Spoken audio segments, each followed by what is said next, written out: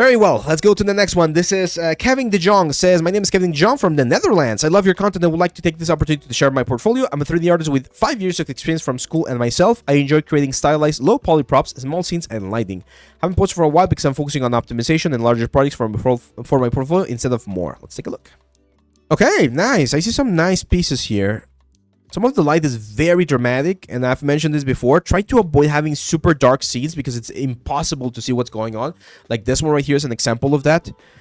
This, it's way too dark. Like we're not saying anything, right? So be very careful with this kind of elements. I'll probably take this one out, Kevin. It's just, again, it's just so simple of a model. I don't think it's really adding anything to your portfolio.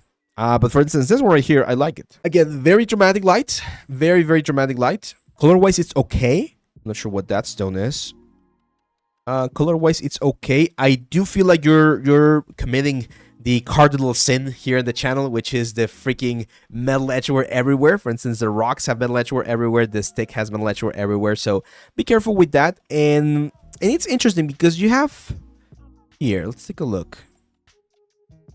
You're doing like a mix between hand-painted stuff and PBR stuff.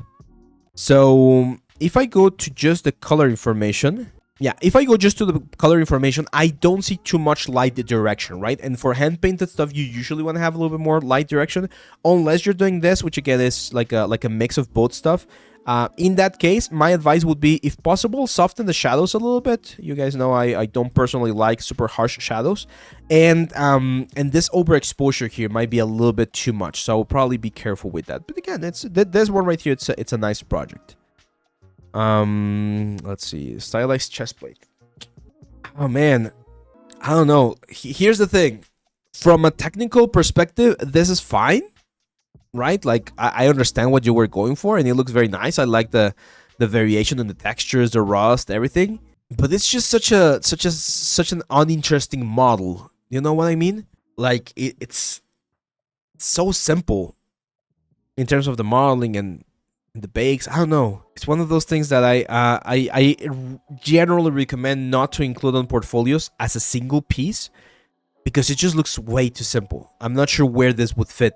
Go to this one, for instance. Again, a little bit too dark on the render, and dark renders are difficult to see, especially this Christmas scene. It's one of those things that I would expect to see a little bit more light or more illumination happening.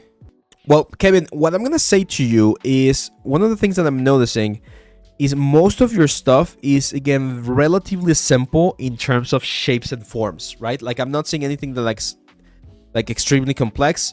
These UVs are wrong, man. That's a wrong UV right there. That doesn't work. Same for this. It's a mess. So yeah, that's there's technical stuff to figure out here, my friend.